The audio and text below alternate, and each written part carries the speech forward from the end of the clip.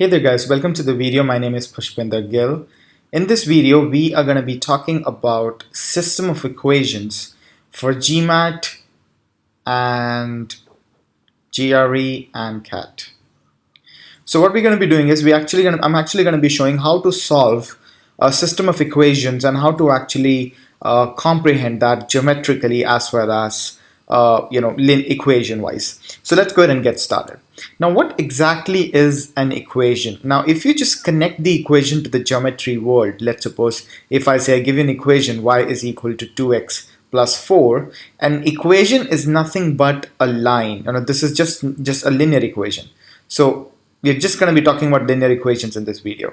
So a linear equation is just like a line. So you can even have the number of chairs is equal to 2 times the number of tables plus 40, right? Again, if you plot the number of chairs and tables here, you will get a line.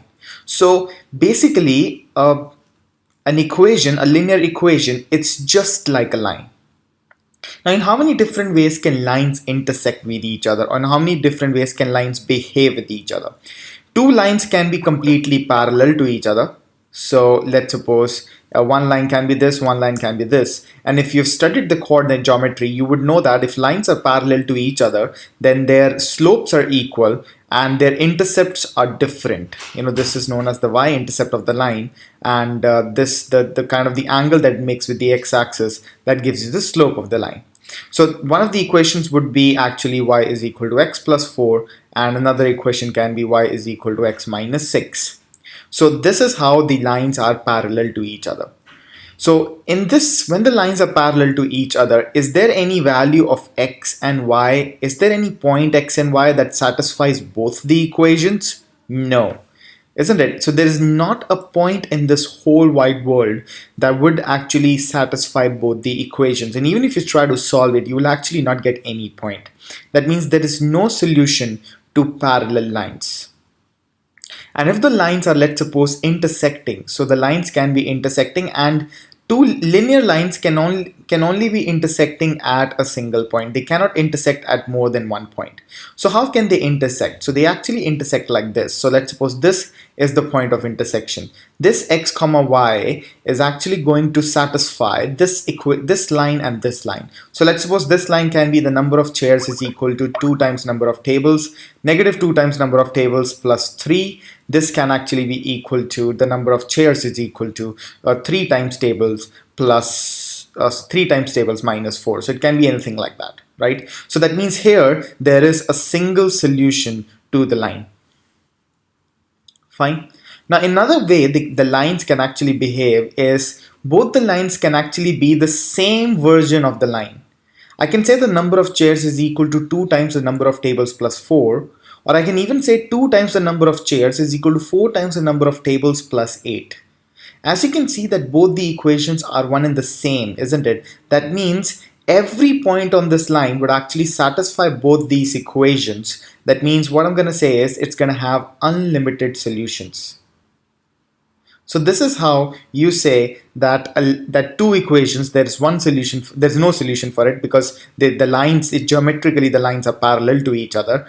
And here you can clearly see that the lines have a single solution, so they're actually intersecting once. And here both the lines are just one and the same thing, so that means you have unlimited solutions.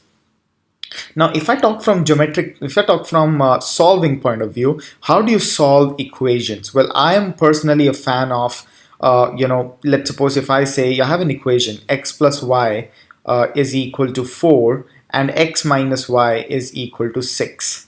So what you can do is you can actually just go ahead and add or subtract the equations. So what you can do is you can actually add or subtract the equations. So what you can do here is you can just, why do you add and subtract? So I'll write here.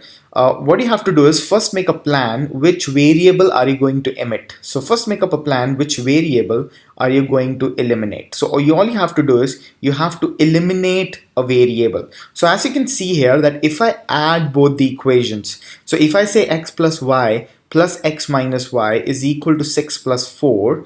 If I add both the equations, you can clearly see y would get cancelled out. And if I subtract both the equations like this, now if I subtract both the equations, what's going to happen? You can clearly see that I'll be left with negative x and negative into negative, that is positive y, that will actually eliminate x. So what do I have to do is I have to first plan which variable am I going to eliminate. And understand, you can either add or you can either subtract to eliminate any of the variable. Let's say, for example, if I say that I have an equation x plus y is equal to 9, and I have an equation 2x minus y is equal to 6. As you can see, just by adding both the equations, I can eliminate this and I can say 3x is equal to 15. Well, in one case, if I say x plus y is equal to 9 and I can say 2x plus y is equal to 6, then what I can do is by subtracting the equation. Now understand, when you subtract, when you say this minus this sign here changes, this sign here changes, this positive sign here becomes negative and they get eliminated. So x minus 2x is negative x and 9 minus x is equal to 3. 9 minus 6 is 3. So that is how you solve the normal equations.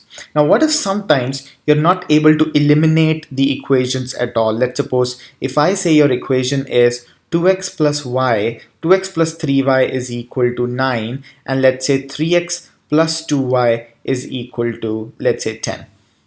Now you're not able to eliminate the equations either by adding or by subtracting. Then what you're going to do is you're actually going to manipulate an equation so that you are able to solve them, right? So first of all, let me say I'm planning to eliminate variable x. Now x has a coefficient of 2 and x has a coefficient of 3. What is the LCM, the least common multiple of 2 and 3? The least common multiple of 2 and 3 is 6. So for me to get a 6 here, I have to multiply this by 3, and for me to get a 3 here, I have to multiply this by 2. So I multiply the whole equation by 3. So what do I get? I get 6x plus 9y equals to 27. And I multiply the whole equation by 2. I get 6x plus 4y equals to 20. Now if I go ahead and subtract both the equations, as you can see, I'm able to eliminate 6x and I'm able to say 5y is equal to 7 and y is equal to 7 over 5. Now if I want to get the value of x, I can just substitute y is equal to 7 over 5 in any of these equations, whichever I find easier to go ahead with. So I hope you're able to understand my point here. I'm actually going to do another example as well. So let's say if I have, let's suppose if I have 5x plus 7y equals to 40, and I have, let's say for example, I have 15x plus 2y equals to 52, right? So let's suppose these are both the equations. So let's say I plan to eliminate x. So I plan to eliminate x. So how will I eliminate x? 5 and 15. What's the LCM of 5 and 15? The LCM of 5 and 15 is actually equal to 15. So 15 is there. So how do I make this 5 15? I have to multiply this by 3. So this equation will become 15x plus 7 times 3, 21y is equal to 120. Now I can safely subtract the equations and I can eliminate this, and this would be negative 19y equals to whatever it comes out to be. So I hope you're able to understand what I'm trying to say here. So this is how you solve the equations simultaneously, right? So this is what I prefer to solve, right? So that's there. Another method that I recommend that is there is actually known as the method of substitution. So what you can do is you can actually substitute one equation into another. So let's suppose if I say x plus y is equal to 10 and x minus y is equal to 6. So from here what I can do is I can actually make y in terms of x. So y is equal to 10 minus x, as this x went there. And what I can do is I can actually substitute y is equal to 10 minus x right here. So I can say x minus 10 minus x is actually equal to 6. So that is x minus 10 minus minus is plus x is actually equal to 6. That means 2 times x minus 10 is actually equal to 6. That means 2 times x is negative 4. That means x is negative 2. Right? And what I can do is I can actually substitute x as negative 2 here. And then what we'll have is I will have negative 2 plus y is equal to 10 and y is equal to 12. So I hope you understood this. This is what we call substitution. So if you have any equation, let's suppose if we pick up a really complex equation, let's say 2x plus 5y is equal to 20, and 3x plus 7y is equal to 30. Right? So let's suppose that is the case. Now what you can do is you can actually make x as the subject or y as the subject, whichever you want to make it. Let's make x as the subject. It's pretty interesting. So 20 minus 5y, and that means x is equal to 20 minus 5y divided by 2. Now what you're going to do is you're going to substitute the value of x here, that is 3, into 20 minus 5y divided by 2 plus 7y is equal to 30. Now you can just solve this equation and get the value of y. So I hope you're able to understand my point here, guys. So there are two methods. One method is by combining the equations, by adding them or subtracting them, right? And one method is definitely substitution. Well, I personally prefer the first one. Second one is something that I use on certain occasions, something that you're gonna know why when I'm actually gonna do some questions right now. Fine. So I hope you're able to understand my point here, guys. Let's move forward to some questions. So let's suppose this is the question. So this question here says that 2x plus 2y is equal to negative 4. What I'm going to do is, just for the sake of simplicity, I'm going to divide each variable by 2. I'm going to get x plus y is equal to negative 2. And the second one is 4x plus y is actually equal to 1. So the question is asking what is the value of x. So what I can do is I can actually subtract both the equations. So if I subtract both the equations, the y cancels out. X minus 4x is negative 3x, and negative 2 and negative 1 is actually negative 3. So if negative 3x is actually equal to negative 3, as you can see, the negative and negative will cancel out, and x would just be equal to 1, and my answer would be option D. Fine, pretty easy, right? You don't have to do anything. All you have to do is just add both the equations and you'll actually get the answer. Okay, let's move forward to the next one. Okay, so the next question here says that x minus 4 is equal to z, y minus x is equal to 8, and 8 minus z is equal to t. Okay, so the question is actually, so this is actually a data sufficiency question in which you have to say which statement is sufficient to answer the question. So if you're a GRE student, I would say just skip this question. It only comes in GMAT and CAT. So so the question is asking what is the value of z. So what I have to do is I just have to find the value of z. First statement says x is equal to 7. So well, when x is equal to 7, if I use the first equation, so 7 minus 4 is z. That means z is just equal to 3. So that means this statement is sufficient. It's either answer option A or either answer option D. Second one, it says t is equal to 5. Well, if I substitute t is equal to 5 in this one, I'll say 8 minus z is equal to 5. Well, z is equal to 8 minus 5, which is equal to 3. Well, that's easy, right? So the answer is option D again. D means either of the statement is sufficient. Statement 1 also gives me the answer, and statement 2 also gives me the answer.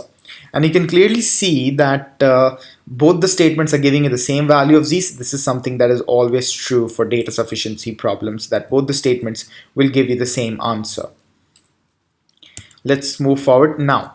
Let's talk about this question. Now, before I talk about this question, I actually want to talk about the system of equations when the variables are only integers. So whenever you get questions like you're selling tickets or you are buying chairs or you're buying tables, stuff like that, understand there will always be integers. You can't sell half a ticket, you can't sell 1/4 of a ticket unless the question specifies that. So this is an assumption that is always there for GMAT questions. This is an assumption that you'll always have to bring.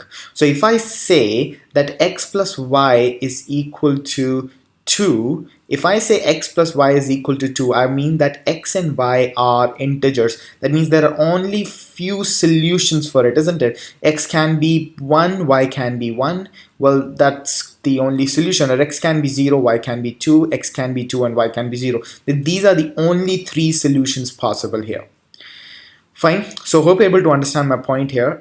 If you're selling tickets, you're selling chairs, you're selling anything like that, they're always integers. You have to assume them to be integers. So let's go ahead and get started with this question. So the question says that a theater charges $12 tickets for orchestra. Now in these kind of word problems, what you have to do is in these word problems, be very, very smart in converting this word problem into a simple linear equation system.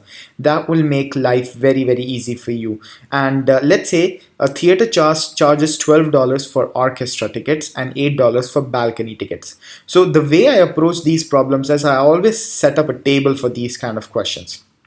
I'll say, here are your orchestra tickets and here are your balcony tickets, and this is the charge for that. Okay, so he says he charges $12 for the orchestra ticket, so that's $12 here, and $8 for the balcony tickets. On a certain night, a total of 350 tickets were sold. So how much were sold? A total of 350 tickets were sold. So let's suppose these are the number of tickets, right? That means this 350 will actually come here, and a total cost of 3,320. So if I set this into this, will actually give me how much was the total revenue for orchestra. This into this will give me how much was the total revenue for balcony, and this plus this will actually give me how much was the how many tickets were how much was the total revenue for your total revenue for both the tickets. So the question is asking how many more tickets were sold for the night in the balcony than for seats for orchestra. So the question is asking how many more tickets were sold for balcony as compared to orchestra. Fine. So that's fine. Now this question can be done very, very easy with one of our techniques called allegation. Well, I'm gonna not do that right now. I'll actually do that right away after I solve it using equations, right? So what you have to do is, let's suppose this is x and let's say this is y. So this is 12 times x and this is 8 times y. So you get two equations from it. The equations that you get is 12 times x plus 8 times y is actually equal to 3320. So 12 times x plus 8 times y is actually equal to 3320, and x plus y is equal to 350, and x plus y is equal to 350. Now let's say I plan to eliminate y. So what I'm going to do is I'm actually going to multiply this equation by 8. I'm going to get 8x plus 8y is equal to 350. And I'm going to bring the first equation here, that's 12x plus 8y is equal to 3320. Subtracting both the equations, I'm able to eliminate this. So this is nothing but negative 4x, and 3320 minus 350. Well, since I'm not allowed a calculator, I'll have to do it the other way, right? So 9 and 2, so that's 2970. So that's equal to negative 2970. That means x is equal to 2970 divided by 4. Oops, I made a mistake. I did not multiply this by 8. I have to multiply this by 8 as well. My bad, sorry guys. So 350 into 8. It's 8 times 4 is 40. 8 times 3 is 24. That's 28. So that would be 2800. Sorry about that. So 3320 minus 3320 minus 2800, it's going to be 0, 2, and 13 and 8 is going to give me 5. So that is actually going to be equal to negative 520, and the x is going to be equal to 520 over 4, which is 1 and 2, 3 and 0. So x is equal to 130. Now how did I found out I was making a mistake? Because I found x to be 2970 over 4, and any 2970 over 4 will not come out to be an integer. Why? Because the last two digits are not divisible by 4. So for a number to be divisible by 4, the last two digits have to be divisible by 4. And since we're dealing with the number of tickets have to be an integer, which was not the case here, which is why I examined it and I found out, oh, this was the mistake. Well, anyhow, coming back to the question, x is equal to 130. If I substitute x is equal to 130 here, I would say 130 plus y is equal to 350. And from here, I'll say y is equal to 350 minus 130, which is actually equal to 220. So the question is asking how many more tickets for balcony were sold as compared to orchestra. So he's asking me the value of y minus x, that is 220 minus 130. Well, that is equal to 7, 8, 9. So that is just equal to 90, which is our answer, option A. Fine guys, I hope you understood what I was trying to do here. I actually did this question using algebra because this video is about algebra. But let me show you, you can do this question in a matter of seconds. How? Well, if you've seen the video allegation, if you've seen our video allegation, in that I actually explained what allegation is. Well, I'm actually going to apply allegation here. Well, the orchestra tickets they cost $12 per ticket. Balcony ticket cost $8 per ticket. Overall, I do not know. Overall, I know because overall the ticket cost 3320 divided by 350, isn't it? That's the overall average of tickets. Why that is overall average of tickets? Because this is the total revenue and this is the number of tickets. So that will give me the overall average of tickets. That is 332 over 35. Let's see it goes by 7 or not. No, it does not. So that's 332 by 35. So let's just keep 332 over 35. Okay, so that's what we have. Now, since allegation will tell us the ratio of orchestra and balcony tickets. So this minus this will give me this value, and this minus this will actually give me this value. Since I cannot have it here, so what I'm going to do is I'm actually going to divide by 35 and multiply by 35. I'm going to divide by 35 and multiply by 35. Now, why did I do that? Just for the sake of simplicity, so that I can actually easily subtract both the equations. So if you haven't watched the allegation video, guys, I will definitely recommend you to go ahead and watch that. It's a must watch. So 12 times 3 is 36, 36 plus 6 is 420. So I'm going to recreate this diagram. So this is 420, and 35 times 8 is 8 times 5 is 40, 24 and 280. So this is 280 and this is 332. So this minus this will actually give me 20 and 32, that's 52. And this minus this is going to give me 8, that is 340, 340 and 80. So that's 88. So the ratio of orchestra and balcony tickets is just 52 ratio 88. If I divide that by 4, I get 13 ratio 22. So that means number of orchestra tickets were 13x and number of balcony tickets were 22x, and the total number of tickets came out to be equal to 35x, which is actually equal to 350. That means x is equal to 10. That means there were total of 130 orchestra tickets and total of 220 balcony tickets, and the difference between them is actually equal to 90. So again, you could have done this question using allegation as well, but it's important for you to know the equation part as well, because sometimes the question is way too easy for you to understand, right? So allegation it only works on difficult questions, right? So that's there. So I hope you understood both the ways, guys. I'm going to move forward to the next part. Okay, so this question here says that 4 minus 3x is equal to 13. I'm sorry, that's not it. 4x minus 3y is equal to 13, and 5x plus 2y is equal to minus 1. So how are you going to solve this question? So what I'm going to do is I'm actually going to solve this question using combining equations. So let's say I want to eliminate y. So what is the LCM of 3 and 2? Why 3 and 2? Because there is 3 here and there is 2 here. Well, that's just 6. How do I make this 6 here? I multiply this by 2, I multiply this by 3, because 2 times 3 is 6 and 3 times 2 is 6. So the equations become 2 into 4, 8x minus 6y is equal to 26, and it's 15x plus 6y is equal to negative 3. Now, what I can do is I can just add both the equations. So 8 plus 15 is just nothing but 23x, and 26 minus 3 is nothing but 23. That means 23x is actually equal to 23. That means x is equal to 1. Fine, guys. I hope you understood this part here. That's easy. That was really, really easy. Now, how could I have done this question using substitution, right? So you could have said that 4x minus 3y is equal to 13. Now you're going to get y in terms of x because you want to find the value of x. So 4x minus 13 is equal to 3y, and y is equal to 4x minus 13 divided by 3. Now you have the equation that 5x plus 2y is equal to negative 1. You're going to substitute the value of y in here.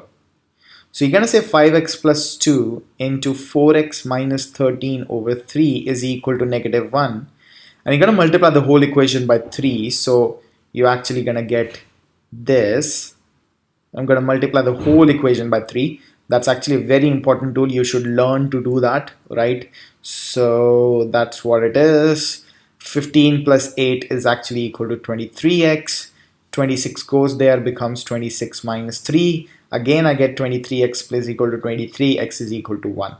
Again, I find this a lot of work. I actually prefer doing the first method because this is a lot of work most of the times, right? So anyhow, we did it using the other way as well. So let's see.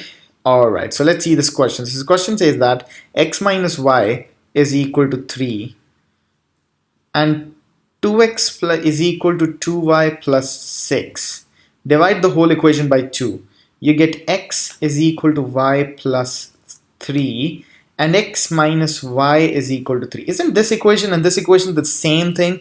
Isn't it? So that means how many solutions is going to have? It's going to have unlimited solutions, infinitely many solutions. So our answer is going to be option E, that is going to have infinitely many equations because both these statements are giving you the same thing.